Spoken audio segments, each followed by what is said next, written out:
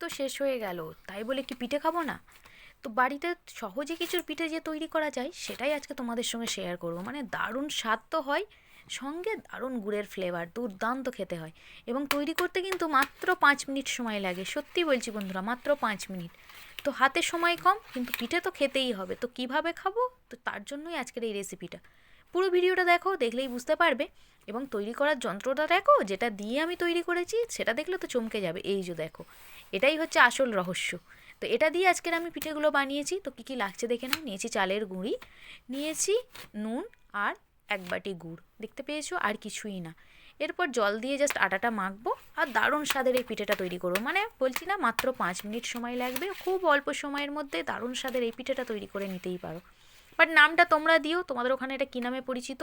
তো নিয়েছি liquid milk, মিল্কটা আমি আগে থেকেই দেখো ফুটিয়ে মানে জাল দিয়ে রেখেছি, যাতে খেতে টেস্টি হয় তার জন্য একটু ঘন করে।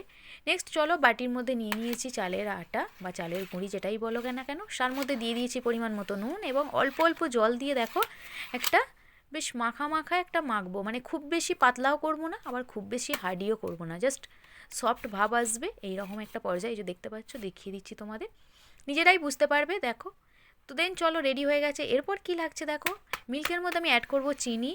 লিকুইড মিল্কের সঙ্গে নিয়েছি 2টো এলাচ, 2টো তেজপাতা, আর নিয়েছি মিল্ক পাউডার। এগুলো আমি মিল্কের সঙ্গে অ্যাড করব। শেষে অ্যাড করব লিকুইড গুড়, সেটা পরে দেখতে পাবে কিভাবে করছি, পুরো ভিডিওটা দেখতে থাকলে। দেন চলো, এর মধ্যে দেখো হাঁড়ির মধ্যে দিয়ে দিয়েছি লিকুইড মিল্ক। লিকুইড মিল্কটা যখন একটু ফুটে উঠবে, তার মধ্যে অ্যাড করে দেবো একে একে চিনি, এলাচ আর তেজপাতা। আর একটু গরম হলে, উষ্ণ গরম যখন হবে, তখন অ্যাড করে দিয়েছি পাউডার মিল্ক। দেখো দিয়ে খুব ভালো করে এইভাবে নাড়াচাড়া করব। চলো এবার কিভাবে করেছি পিঠেটা সেটাই তোমাদেরকে দেখাই। একটু এইরকমভাবে আটা নেবে, আর এই যে দেখতে পাচ্ছ, এর সাহায্যে একটু এইভাবে টানা দেবে, মানে একদিক থেকে আরেক দিকে টানবে, দেখবে এই যে ঝুরঝুর করে সুন্দর, দেখো যেমন ম্যাগি বা সিমুই বলতে পারো, যেমন হয় সেই রকমইভাবে এই যে পড়ছে, দেখতে পাচ্ছ, দেখেছো কতটা সুন্দর। চলো একটা ব্ল্যাক প্লেটের ওপর দেখিয়ে দিই। এই যে দেখো, জাস্ট এটা তোমাদের দেখানোর জন্য। তোমরা ডাইরেক্ট এটা কিন্তু লিকুইড মিল্কের মধ্যে করবে, তাতে খেতে বেশি ভালো হয়। মানে এটা যখন দেবো ততক্ষণ কিন্তু এটা নষ্ট হয়ে যায়, মানে শেপগুলো থাকে না। এইভাবে দিয়ে দিচ্ছি। বাট চলো এবার কিভাবে করবে পুরোটা দেখিয়ে দিই। এইরকম লিকুইড মিল্কের উপর এইভাবে ধরে জাস্ট দেখো, উপর থেকে দেখেছো কতটা সুন্দর ঝুরঝুরে পড়ছে। মানে দুধটা যখন ফুটে উঠবে সেই পর্যায়ে কিন্তু এটা করতে হবে, লিকুইড মিল্কটা ফুটতে থাকবে, আর ওর উপর এইভাবে পিঠেগুলো পড়বে। দেখো জাস্ট দেখো, দেখেছো। আর একটু হালকা করে আলতো হাতে একটু নাড়াচাড়া করবে। আর নেক্সট দিয়ে দিলাম দেখো লিকুইড গুড়টা। গুড়টা দেওয়ার পর দেখেছো কালারটা কতটা সুন্দর হয়ে গেছে। তোমরা কিন্তু এটা চালের গুঁড়ির পায়েসও বলতে পারো, তাতেও কিন্তু বেশ সুন্দর হবে নামটা। এবং আমাদের এখানে আঞ্চলিক ভাষায় বাবুই ঝাঁক বলে। বাট তোমাদের ওখানে এটাকে কী নামে পরিচিত অবশ্যই কিন্তু আমাকে কমেন্টে জানাবে। দেখেছো কতটা সুন্দর হয়েছে। দেখো তো, তৈরি করতে কোনো ঝামেলা লাগছে না, মানে ঝুট ঝামেলা ছাড়াই কিন্তু এরকম দারুণ স্বাদের পিঠে তোমরা তৈরি করে নিতে পারবে। ঠিক বলেছি কি না বলো? তো দেখো, আবারও দেখিয়ে দিই আমি কী দিয়ে তৈরি করেছি সেটা ভালো করে। চলো এরপর দেখো, ঠান্ডা হয়ে যাওয়ার পর দেখেছো কতটা উপরটা দেখেছো মোটা সর পড়েছে, মানে গুড়ের একটা সুন্দর কালার এসেছে, যেটা দেখতে কিন্তু খুব কিউট ছিল। মানে দেখলেই জিভে জল চলে আসবে। তোমাদের জিভে জল আসছে বলো? তো তার জন্য কিছুই না, চটজলদি ট্রাই করো কিন্তু এরকম একটা রেসিপি। এরপর প্লেট আউট করি। প্লেট আউট করলে তোমরা দেখতে পাবে আরও কতটা কিউট কিউট হয়েছে। আর যে কোনো খাবার জানো তো, আমি একটু সুন্দর করে ডেকোরেশন করি।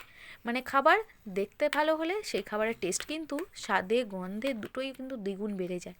তো দেখো, তার জন্য আমি একটু সুন্দর করে ডেকোরেশন করব। তো তোমাদের দেখানোর জন্য এত সুন্দর করে প্লেট আউট করছি, দেখতে পেয়েছো। প্রত্যেকটা কিন্তু সুন্দর ডেকোরেশনের জন্য মানে একটু সেভ এসেছে আমন্ড কুচো করে। তোমরা চাইলে কাজু অথবা কিশমিশ এসব অ্যাড করতে পারো, তাতেও খেতে বেশ ভালো লাগে। আর দিয়ে দিচ্ছি দেখো কুচানো চেরি ফল। চেরি ফলটা আমি ছোটো ছোটো পিস করে নিয়েছি, একটা চেরি ফলকে 4 পিস করে উপর থেকে একটু ডেকোরেশনের জন্য দিয়ে দিলাম। দেখতে দেখো ফাইনাল লুকটা কতটা কিউট হয়েছে।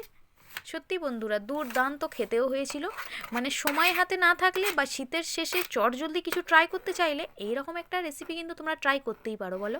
দারুণ খেতে হয়েছিল। আর এই যে বাড়িতে যে কোনো ছোট বড় যে কোনো কিছু দিয়ে তোমরা কিন্তু এটা করে নিতে পারবে, বা হোল্ড করা যদি কোনো প্লেট থাকে বাড়িতে, তাতেও কিন্তু এটা সম্ভব। তাতেও খেতে দারুণ হয়। একটু মোটা হবে, বাট খেতে কিন্তু খুব সুন্দর হয়, জানো তো। কোনো রকম ঝামেলা ছাড়াই তোমরা এরকম চুষি পিঠা অনেকেই জানি খেয়েছো, বাট চুষি পিঠারই একটা ভার্সন বলতে পারো, এটাও কিন্তু খেতে চুষি পিঠার মতোই। তো চটজলদি বন্ধুরা তোমরা ট্রাই করো, আর পারলে আমার চ্যানেলটিকে সাবস্ক্রাইব করে আমার পাশে থেকো, আর প্রচুর পরিমাণে একটু শেয়ার করো ফ্রেন্ডস অ্যান্ড ফ্যামিলির মাঝে, যাতে সকলে দেখার সুযোগ পায় এবং সকলে আরও সুন্দর সুন্দর ভিডিও এইভাবে দেখে নিজেরাও প্রিপেয়ার করতে পারে। তো তোমরা অবশ্যই ট্রাই করো, আর ভালো লাগলে আমার চ্যানেলটিকে সাবস্ক্রাইব করে আমার পাশে থেকো। Bye, take care and be careful.